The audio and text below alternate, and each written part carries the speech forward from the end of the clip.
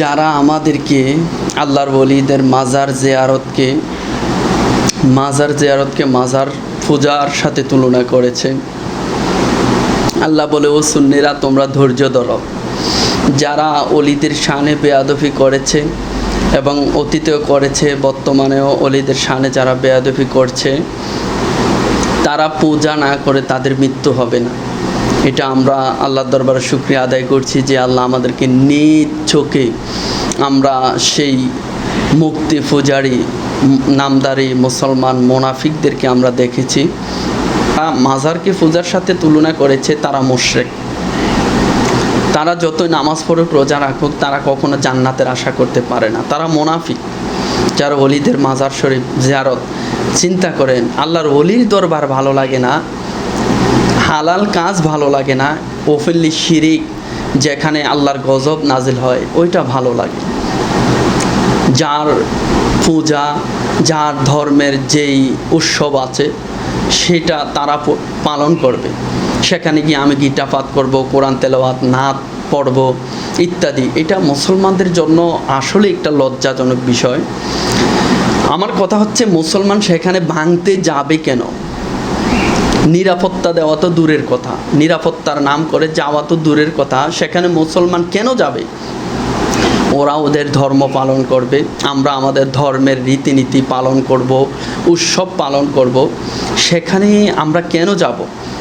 এখন কথা হচ্ছে, আমরা দয়া দেখানোর জন্য, আমরা মানবতার পেলিওয়ালা হওয়ার জন্য, আমরা খুবই মানবতা, আমরা খুবই ভালো ভদ্র, এটা বোঝানোর জন্য আমরা সেখানে যাচ্ছি। তাহলে একটা কথা আমি বলি, আমাদের দেশের মধ্যে যারা প্রশাসন আছে, পুলিশ, সেনাবাহিনী, বিডিআর, র্যাব যারা আছে ইত্যাদি, যারা এক কথায় প্রশাসনের লোক যারা আছে, 16 কোটি মানুষের ঘাম জড়ানো টাকা দিয়ে, মানুষের সেই টাকা দিয়ে প্রশাসনের মানুষকে দেশের খেদমতের জন্য, সেবার জন্য রাখা হয়েছে, মানুষের সেবার জন্যে, দেশের শান্তির জন্য। তো আমরা যদি টুপিওয়ালারা সেখানে গিয়ে গীতা পাঠ করতে হয়, গজল গাইতে হয়, সেখানে আমরা জোর করে বলতে হয় এবার ভোটটা কাদেরকে দিবেন? হিন্দুদেরকে।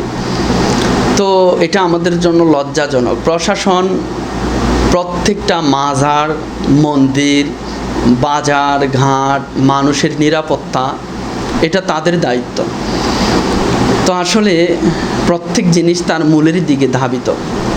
মিলাদুন্নবী ভালো লাগে না, নাত রাসূলের প্রোগ্রাম ভালো লাগে না, মিলাদ কিয়াম ভালো লাগে না, সালাতু সালাম ভালো লাগে না, অলির দরবারে যাওয়া ভালো লাগে না, শিরিক হয়ে যাবে, আস্তাগফিরুল্লাহ। অলির নিকটে যাব, সেখানে অলিদের সোহবতে থেকে আমরা আল্লাহর নেককার বান্দা হব, ওইটা শিরিক। আর সেখানে গিয়ে মুক্তির প্রশংসা করা, যেটা ওফিল্লি আল্লাহর সাথে শিরিক করা, শিরিক ওরা করতেছে, ওদের ধর্মের যে রীতিনীতি পালন করে, সেখানে গিয়ে আমরা তাদের প্রশংসা করা, রোজা আর এটা তো কখনো হিন্দুরা বলে না।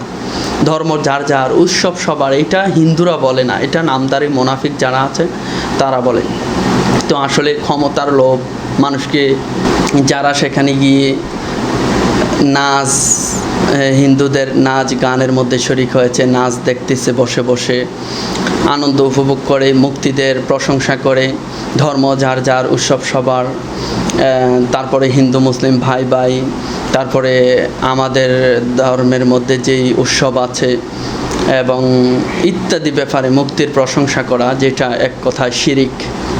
লাইসাকা মিসলিহি শাই, তারপরে সূরা ইখলাসের মধ্যে তৌহিদের সূরা যেটা, আমরা সেখানে, এটা আমাদের সবার জানা আছে, আমি ওইদিকে যাচ্ছি না, কথা লম্বা করব না। আমার কথা হচ্ছে, একজন ব্যক্তিকে বা একটা গোষ্ঠীকে, একটা দলকে মানুষ রাজনৈতিক ব্যাপারে বা চেয়ারের যেই ক্ষমতার চেয়ার যেটা আছে বা গদির যে একটা লোভ আছে, সেইটা মানুষকে কতটুকু নিচে নামাতে পারে, আমরা হয়তো 2025 সাল না আসলে আমরা হয়তো দেখতাম না। তো যারা অলিদের শানে বেয়াদবি করেছে, পূজার সাথে যারা তুলনা করেছে, তারাই পূজা করেছে, তারাই মুশরিক হয়েছে, তারাই হচ্ছে মুনাফিক, নিকৃষ্ট মানুষ। এবং কি তারা তাদের জবান দিয়ে এমন এমন শব্দ উচ্চারণ করে, যেটা উচ্চারণ করলে একজন মানুষ কখনো মুসলমান থাকতে পারে না। ওপেনলি যেখানে শিরিক হচ্ছে, যেখানে নবীরা কখনো তাদেরকে জোর করে নেওয়া যেত না, সেখানে নামধারী মুসলিম টুপি পরে সেখানে গিয়ে নমস্কার দিচ্ছে ইত্যাদি ব্যাপার, মানে আমি বলে শেষ করতে পারবো না এই যা এই মুনাফিকরা করেছে।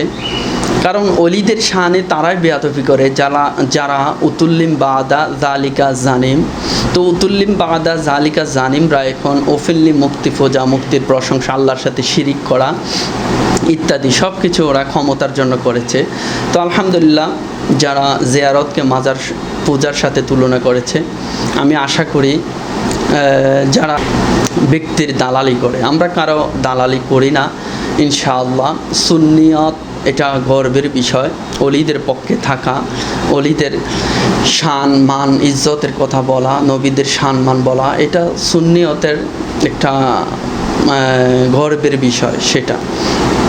তো আমি অন্য ভিডিওতে ইনশাআল্লাহ মাজার জিয়ারতকে পূজার সাথে যারা তুলনা করেছে বা পূজা কাকে বলে সংক্ষেপে কিছু কথা বলবে ইনশাআল্লাহ। কিন্তু এটা আমার খুব গর্ববোধ হয়, খুব আনন্দ লাগে যখন দেখলাম যারা মাজার এবং আল্লাহর ওলিদের শানে বেয়াদবি করে, পূজা শব্দ তুলনা করে।